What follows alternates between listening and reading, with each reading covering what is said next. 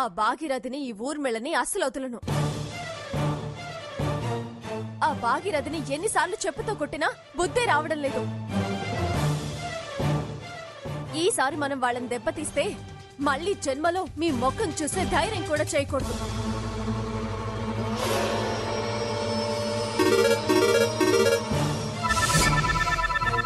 Hello అయ్యా, మీ పనమ్మాయిటండి గుళ్ళో కళ్ళు తిరిగి పడిపోయింది.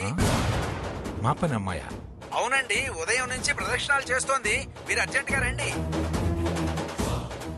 గుళ్ళో నుంచి ఎవరో ఫోన్ చేశారు. ఏంటి తాతయ్య? మీ పనమ్మాయి ఉదయం నుంచి ప్రదక్షిణలు చేస్తూ కళ్ళు తిరిగి గుళ్ళో పడిపోయింది, అర్జెంటుగా రండి అని ఫోన్ చేశారు. మన పనమ్మాయా? ఆ దొంగ మొహందే అయి ఉంటుంది అమ్మమ్మగారు. మళ్ళీ కొత్త నాటకం మొదలు పెట్టినట్టుంది. పదండి, ఆ నాటకాలు గీటకాలు ఏమిటో చూసొద్దాం. పదండి.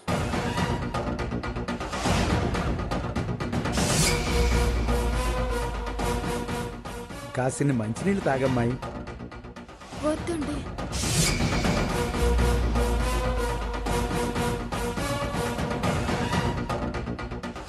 ఏమిటి, ఏమైంది?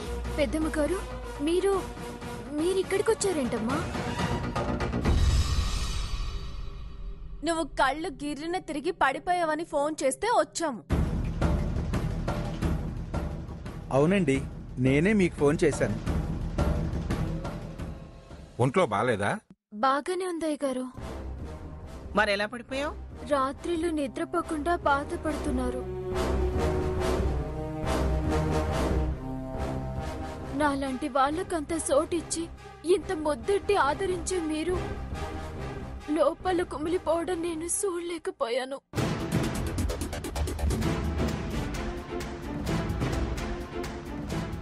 నీకు మంచి జరగాలని అందుకు 3 రోజులు అమ్మవారి దీక్ష తీసుకున్నాను.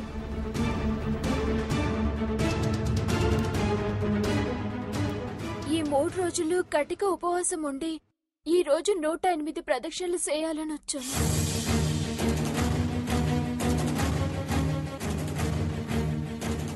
వంద ప్రదక్షిణలు చేశాను. 101వ ప్రదక్షిణ చేస్తుండగా కళ్ళు తిరిగి పడిపోయాను. మా మంచి కోరి నువ్వు కటిక ఉపవాసాలున్నావా? ప్రదక్షిణలు చేస్తున్నావా? అందుకేనేమో మంచినీళ్ళు ఇచ్చినా తాగనను. ఏంటే కొత్త నాటకమా? మా మేలు కోరి నువ్వు పూజలు ప్రదక్షిణలు చేస్తున్నావా? అలా నువ్వు చెప్పగానే నమ్మడానికి ఇంకా వెర్రి వాళ్ళం అనుకుంటున్నావా? చిందాకే కదా నిన్ను భాగీరథితో చూసింది. ఈ వేషంలో ఇక్కడ సన్నివేశం క్రియేట్ చేస్తే నమ్మేస్తామనుకున్నావా? నన్ను భాగీరథితో చూసారా? భాగీరథి ఎవరమ్మా?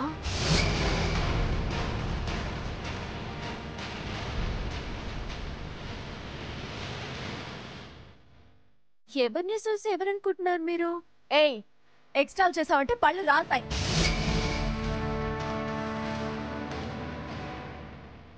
భాగీరథి ఎవరో తెలియదే నీకు? పోనీ హంస చెల్లెలవి నువ్వేనని తెలుసు కదా నీకు? ఏంటమ్మ గారు, హంస ఏంటి, నేను ఆవిడ చెల్లెలేంటి? మొదటిసారి మీ ఇంటికి వచ్చినప్పుడే ఆమె ఫోటో మాత్రమే మీ ఇంట్లో చూశాను. అంతే, నాకు ఆవిడ తెలీదు. మరి నువ్వు గుడికి ఎప్పుడొచ్చావు? పొద్దున్నెప్పుడో వచ్చిందండి. అమ్మవారి పూజ చేస్తూనే ఉంది. తర్వాత ప్రదక్షిణాలు మొదలుపెట్టింది. అమ్మగారు, మీరు నన్ను ఎవరో అనుకొని అలా అంటున్నారమ్మగారు. మీరన్న ఆవిడ పేరు కూడా నేను ఇంతవరకు వినలేదు. ఏయ్, ఎందుకే ఇంకా డ్రామా కంటిన్యూ చేస్తావు? గుళ్ళో ఉండి చెప్తున్నానమ్మా, అబద్ధాలు ఆడాల్సిన కర్మ, నాటకాలు ఆడాల్సిన అవసరం నాకు లేదమ్మగారు. పెద్దమ్మ గారి ప్రాణాలు కాపాడిన దాన్ని, ఆ అమ్మ ఇంత ఆశ్రయం ఇచ్చిందన్న అభిమానం అంతే. సీత, నువ్వు పొరపాటు పడి ఉంటావేమో. మనిషిని పోలిన మనుషులు 7 ఉంటారు. వదిలే.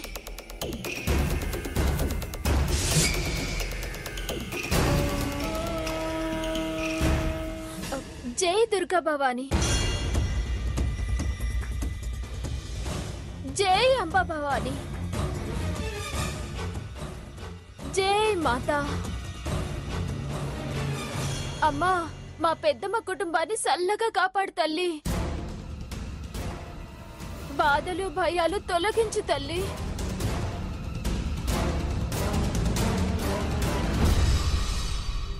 అమ్మా దుర్గమ్మ.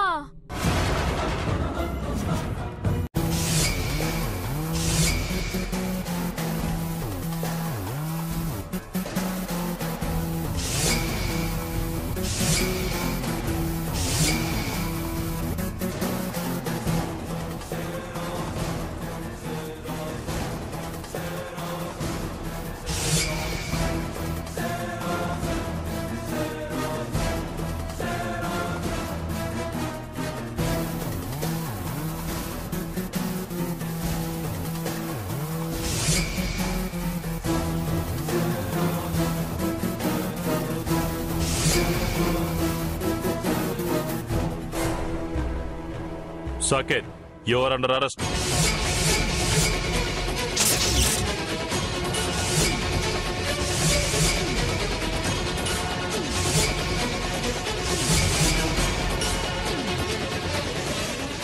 ఎస్ఐ గారు ఏం మాట్లాడుతున్నారు? హంసని నేనే హత్య చేశానని చెప్పాను కదా, మళ్ళీ ఇదేంటి? అది నువ్వు కల్పించిన కట్టు కదా.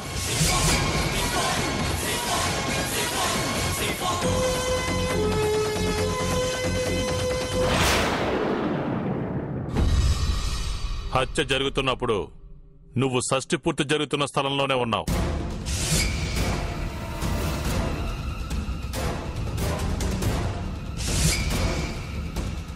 అందుకు అన్ని సాక్ష్యాలు రఘురాం నాకిచ్చాడు.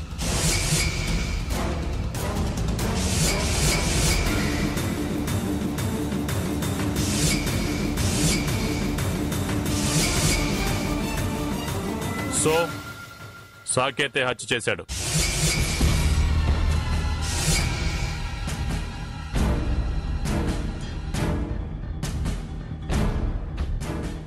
సాకేత్, నిజంగా నువ్వు హత్య చేసావా? గ్రాని, తాతయ్యే అది తేల్చాలి గ్రాని.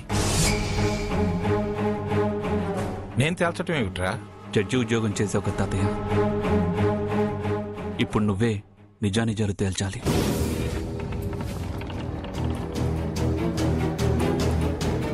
నేనైతే ఈ హత్య చేయలేదు. నన్ను క్షమించు స్వర్ణ. నిజంగా నేనే పాపం ఎరుగను. నువ్వు ధైర్యంగా ఉండు, నాకు ఏ శిక్ష పడదు.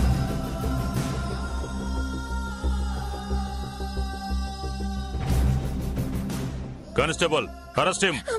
వద్దెస్ఐ గారు, ప్లీజ్, మా బావ ఏ నేరం చేయలేదు.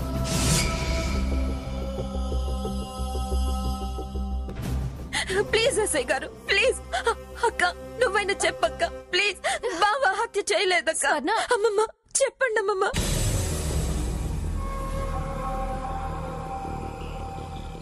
తాతయ్య చెప్పండి తాతయ్య.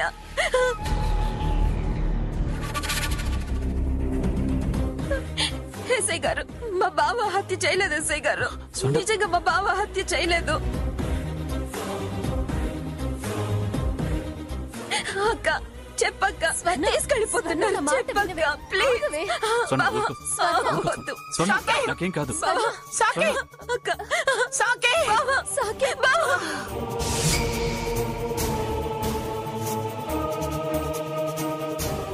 సాకేత్, సాకేత్.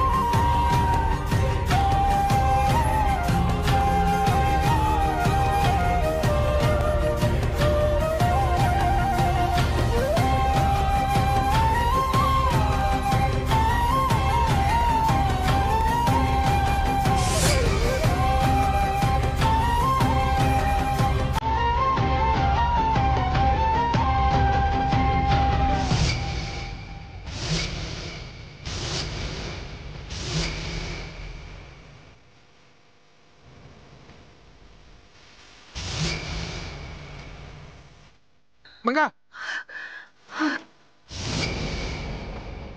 మంగా మంగా మంగా మంగా మంగా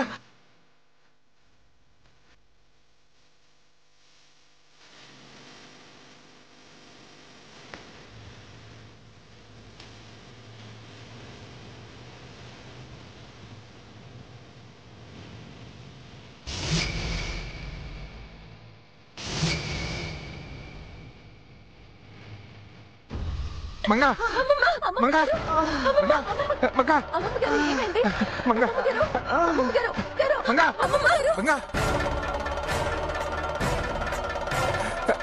అమ్మమ్మగారు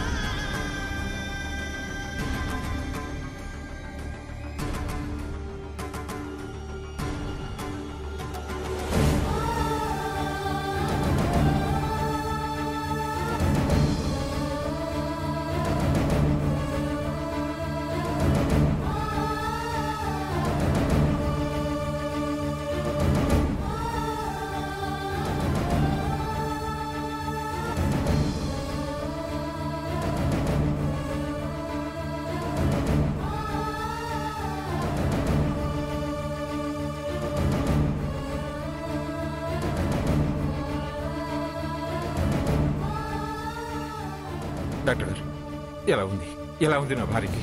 ప్రమాదం తప్పింది. మైల్డ్గా హార్ట్అటాక్ వచ్చింది.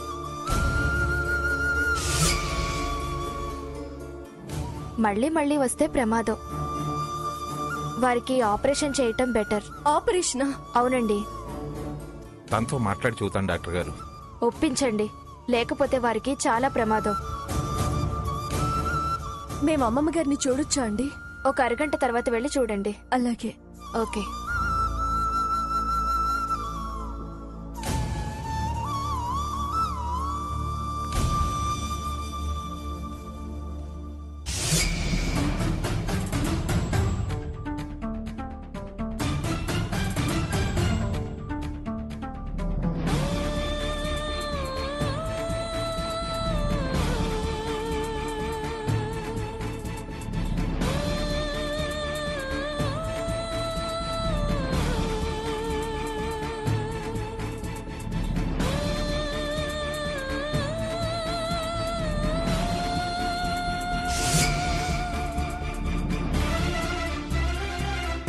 మంగా ఎలా ఉంది మంగా? అమ్మమ్మ గారు మంగా నీకు మైల్డ్గా హార్ట్ అటాక్ వచ్చింది.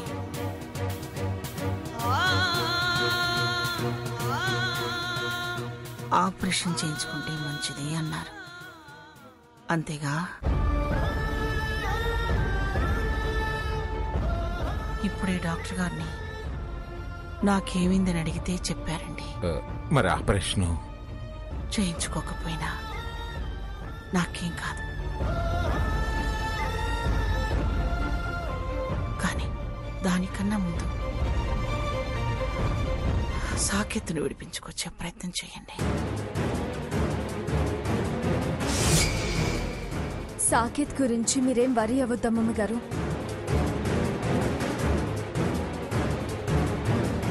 మేమెలాగైనా సాకేత్ నిరపరాధని నిరూపిస్తాం. అదే జరిగితే నాకు ఆపరేషన్తో కూడా పని లేదమ్మా.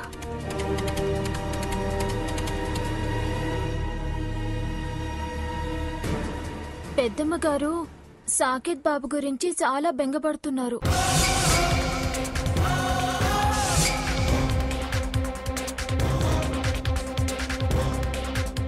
అది బాగా అర్థం చేసుకుంది చూడండి.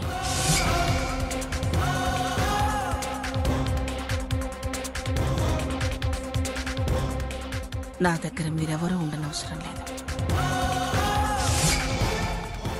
అదేంటమ్మమ్మ గారు? వెళ్ళండి, ఎవరి ప్రయత్నం వాళ్ళు చేయండి. ముందు సాకేత్ను విడిపించుకోండి. నా దగ్గర తనొక్కతే ఉంటే చాలు.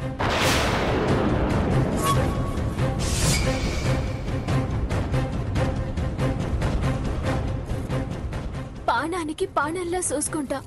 మీరెళ్ళి పెద్దమ్మ గారి కోరిక తీర్చండి.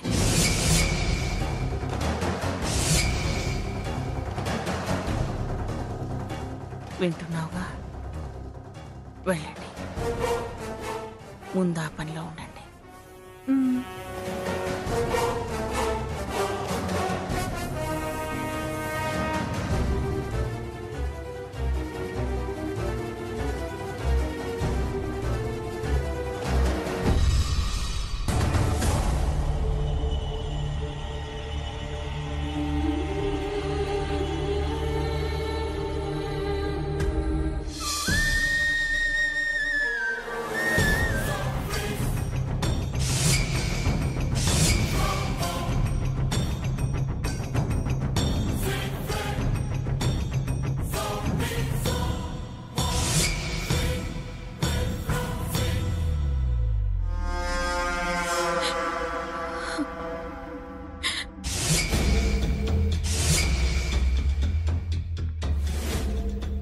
ఈవేళ నానమ్మ ఈ పరిస్థితికి రావడానికి కారణం నువ్వే. నేనా? ఎస్, నువ్వే. ఇంటికి పోలీసులు వచ్చి సాకేత్ని అరెస్ట్ చేసుకు వెళ్ళినా, సీత జైలుకి వెళ్ళొచ్చినా ఇదంతా నీ వల్లే. నేనే చేశాను బావా. ఏం చేయడం ఏంటి? నువ్వు తిన్నగా ఉంటుంటే అసలు ఈ గొడవలన్నీ వచ్చేవే కాదు. ఒకప్పుడు ఆస్తి ఆస్తి అంటూ మమ్మల్ని బయటికి తరిమావు. తరువాత పెత్తనం, ఆధిపత్యం, అధికారం అంటూ నానమ్మ వాళ్ళని ఇంట్లో ఉండే వీలు లేకుండా చేసావు. అన్నీ నీవయ్యాక అహంకారం వచ్చి నీ ఇష్టం వచ్చినట్లు ప్రవర్తించావు. తాగుడు, క్లబ్బులు అంటూ వ్యసనాలకు బానిసయ్యావు. ఆ భాగీరథికి దగ్గరయ్యావు, సాకేత్కి పిల్లాడికి దూరమయ్యావు. అదే ఆ విషయమే సాకేత్ని హంసకు దగ్గరయ్యేలా చేసింది. దాన్ని అవకాశంగా తీసుకుని ఆ భాగీరథి ఇన్ని అనర్థాలు సృష్టించింది. సీతను జైలు పాలు చేసింది. నీలోనూ నాలోనూ అపార్థాలు సృష్టించింది. ఈవేళ సాకేత్ అరెస్ట్ అయ్యేలా చేసింది. అన్నిటికీ మూలం నువ్వే కదా. రఘురాం, ఇప్పుడు దాన్ని అనడం భావ్యం కాదు. ఏంటి భావ్యం కాదు? ఇలా సమర్థించే ఇంత దాకా తెచ్చావు. అంతా ఆ భాగీరథి నాటకం.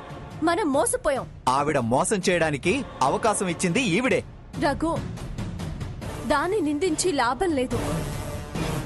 ఎవరు మనల్ని మోసం చేశారో వాళ్ళని తెలివిగా దెబ్బతీయాలి. ఎవరిని దెబ్బతీయాలంటావు? ఆ ఊర్మిళను. ఆ ఊర్మిళను అమ్మమ్మగారు నమ్ముతున్నారు, కానీ అది మోసగత్తె. ఆ హంస చెల్లెలు. సీత, నేను నమ్మను. లేదు రఘు, అమ్మమ్మగారు కూడా పొరపాటు పడుతున్నారు. తను ఖచ్చితంగా ఆ హంస చెల్లెలే.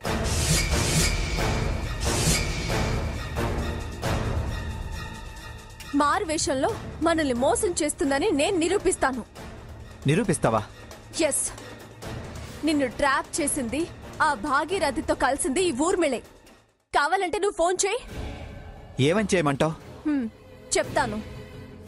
ఆస్తి సీత పేరునే ఉంది, కానీ నీకు రాసిచ్చిన డాక్యుమెంట్స్ మీద నేను సంతకం చేశాను. అది చెల్లదు. కాబట్టి ఆ డాక్యుమెంట్స్ తెచ్చిస్తే సీత చేత సంతకం చేయించి ఇస్తాను అని చెప్పు. దాని బండారం మొత్తం బయటపడుతుంది.